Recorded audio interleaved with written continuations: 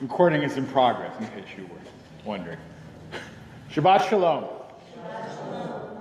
So, some of you may have noticed that I'm not here last Shabbat. I hope you noticed. I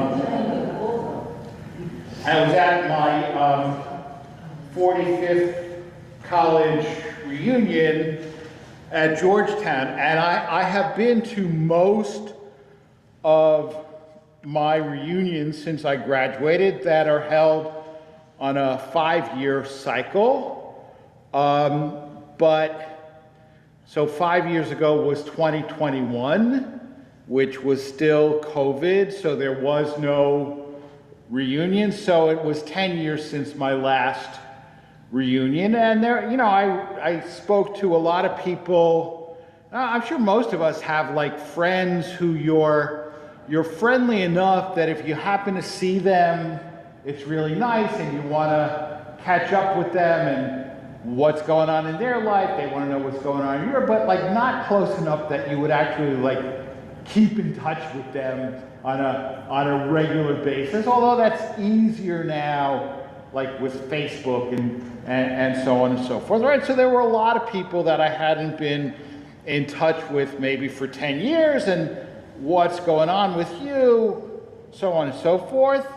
And, most of my Georgetown friends are not surprisingly Roman Catholic, and a lot of them are well-educated theologically, and they take their religion seriously. And I should add, by the way, that one of the more interesting parts of the reunion, right, so it's like every class that graduated in the year ending 1 or 6. So, there were, 9, 10 classes present. And on Saturday afternoon, so there's this course, the only course that every Georgetown student has to take is in the theology department. And you have to take everybody has to take 2 theology courses, but one of them is called Problem of God. And Problem of God has been taught for 58 years at Georgia. Obviously, different professors, and because there's a lot of sections of it. But so there was a retrospective on this course, which was held in Gaston Hall. If you're familiar, that's this very ornate, sort of like guild hall-looking main auditorium in the Healy Building. Seats about 750 people, and it was full. Okay, I don't know too many other schools that would gather 750 people voluntarily to listen to 3 theology professors on a Saturday afternoon talk about the evolution of this course. So people, they know their theology, okay? And so, when they asked me, how's things going? And I would tell them that we had just closed on the sale of our building, and we were in the process of looking to rent space somewhere else. And they would say to me, congratulations, right? As opposed to when rabbis in the community find out that they say, oh, I'm so sorry. I mean, sometimes because there's active rumor mills, and, we're closing, or else because they're maybe we can get you to merge with us, right? But still, the idea, congratulations, right? Why? Because they would say to me, very smart. Your congregants are very smart because they understand that you need to spend your money on programs and people, and not on bricks and mortar. Right? Now, you might say, Catholics not spending on bricks and mortar? Ever been to St. Peter's? You ever been to St. Patrick's, right? It's so, I understand that, right? But religions change, right? Religions change, and their priorities change, and I think that both the late Pope Francis and the current Pope Leo are kind of embarrassed by, all of the money that is spent and has been spent on finery, and are trying to, get rid of that and to emphasize also that it's not, it's not bricks and mortar, it's what people do that make up, the heart of the religion. Now, if you come to shul on Sukkot, right, when we get to the part Netilat Lulav, where we shake the lulav, right, and I'll have one, and Hazan will have one, and we'll have a couple in the back that are bought by the shul, and I look around, most of you have been there, so you know, right? We are giving this to you as a gift. Right now, if you wish to give it as a gift to someone else after you're done with it, you may do so.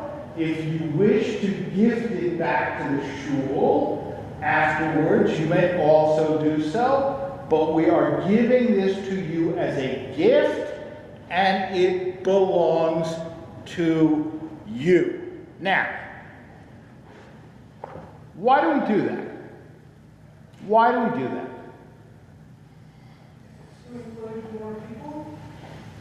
No, because we just saying it. Won't God lend it to you? The point is, in other words, why do we emphasize that we are giving the lulav to you as a gift? Acts of loving kindness, sort of. This might not be the right word, but acts of taking care of people. Well, that's certainly part of it, yeah. Charlie. Isn't there sort of a rule that when you're translating the lulav nectar, that's supposed to be your lulav nectar? Bingo! Right? The lulav and nectar has to belong to you. All right? You cannot fulfill it with somebody else's lulav, as opposed to, let's say, tefillin.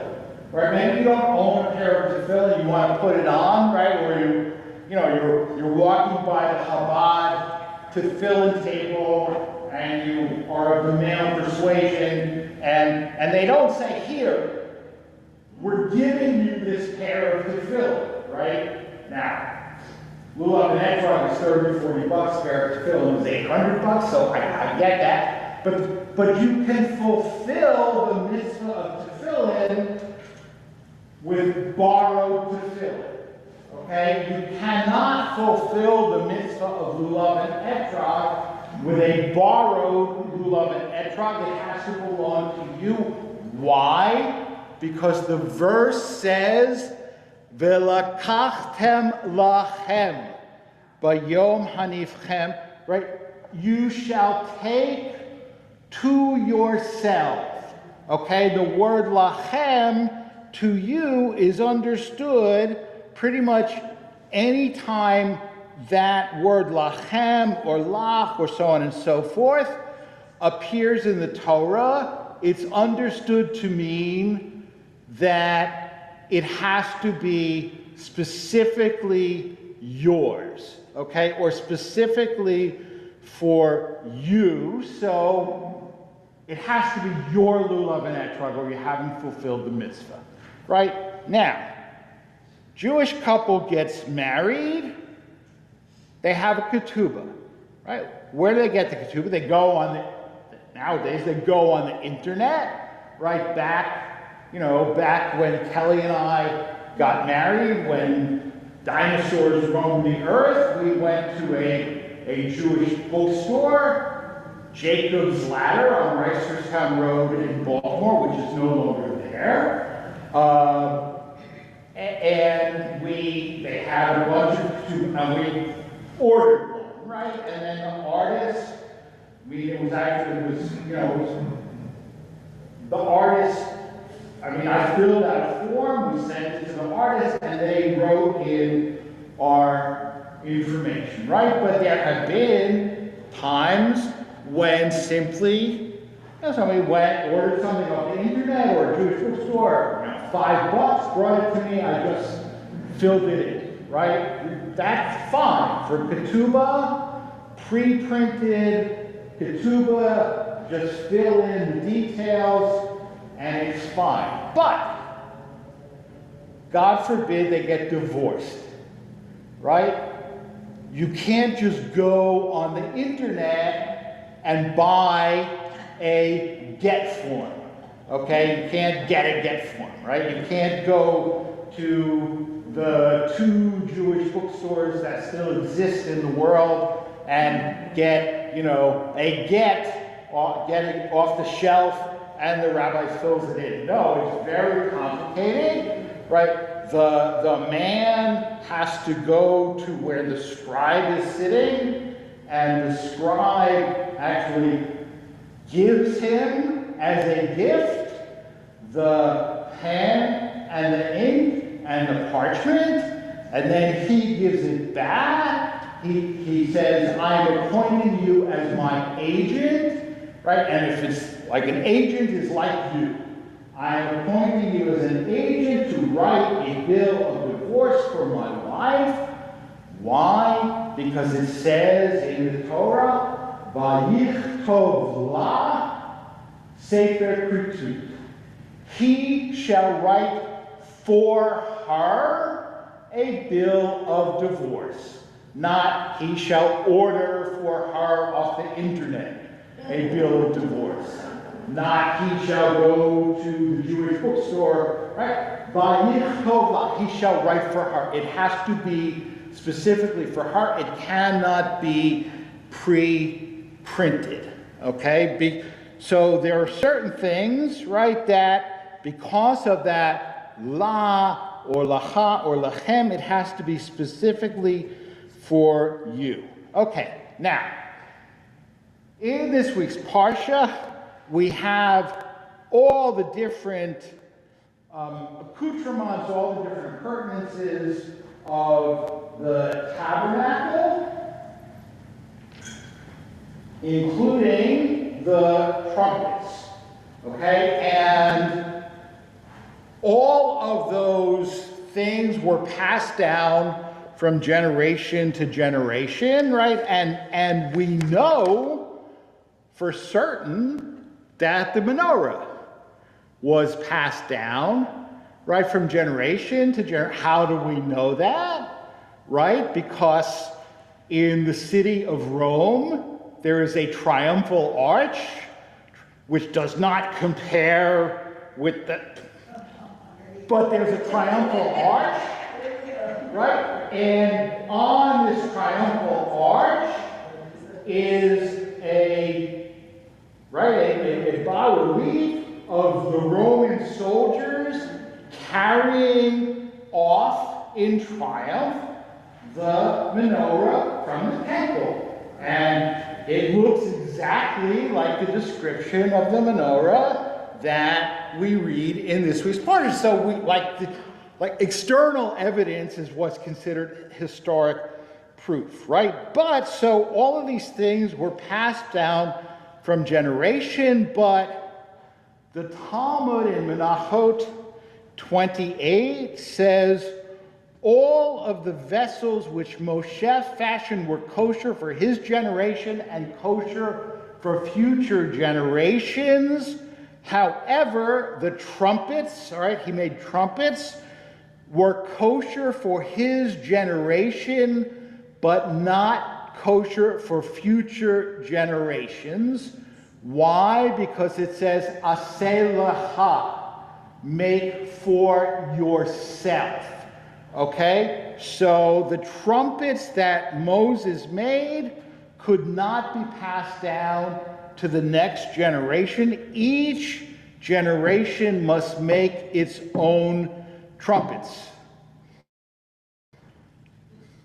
Fast forward to the 16th century, a commentary called the Kli Yakar, Rabbi Shlomo Ephraim Lunshitz, says that the trumpets control the movements of the people, and the generation that left Egypt was different from the next generation. Each generation is different than the one which preceded it. And so since society changes, the trumpets which communicate God's message also have to change. The message does not change.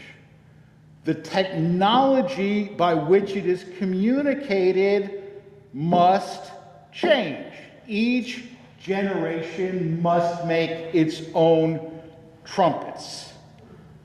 Right? Rabbi Yechezkel Abramsky was a rabbi in Russia about 100 years ago, and this is a quote from something he wrote. The leaders of each generation must discover the appropriate means to transmit the eternal message to the people. If contemporary leaders attempt to use a method employed by leaders of previous generations, the message may fall on deaf ears. While the type of blasts of the trumpets remain the same, that is to say, the message, the trumpets themselves must be new. Future generations may not use those of Moses. Each generation must make its own trumpets. Okay? Now, to get back to how I began this, if we view the sale of our building only as a loss, it will be a loss. But if we view it as an opportunity, it will be an opportunity. An opportunity to spend money on speakers and programs, and maybe, for example, the current Siddur and the current Machzor of the conservative movement. I mean, I don't know how many of you know that there is a new Machzor, a new Siddur called Lev Shalem, right? The Machzor's been around a long time, all right? The Harlow, they're kind of outdated, okay? And it hasn't maybe been a priority to spend money on new Machzorim. Maybe now we can, I'm not saying advocate yes or no. The point is there are things that we can do, right? Now that we have some money and we're not sinking all of our money into bricks and mortar and maintenance and debt service, right? So there's an opportunity to conduct in-person programs Sunday morning or Sunday afternoon or weekday evenings because we're no longer locked out of our building because of renters, right? An opportunity for Joan not to spend most of her time interacting with our renters, chasing down their rent checks, coordinating their schedules, right? I mean, she's a very talented person who spends most of her time being a landlord, okay? When she could be doing other stuff also, right? An opportunity to be able to try things out and not worry that if we make a mistake, we're going to bankrupt the shul, right? We must look to the future with confidence and hope. Demographics, societal change, generational change may have made Kehillat Shalom smaller than it was in the past, but it does not mean that it needs to be weaker than it was in the past. There is nothing that cannot be accomplished except due to a failure of vision or a failure of will. There's nothing that we cannot do if we have vision and we have will. We have to create structures, programs, modalities to convey the timeless truths in a manner appropriate to the era, because each generation must make its own trumpets. Shabbat Shalom.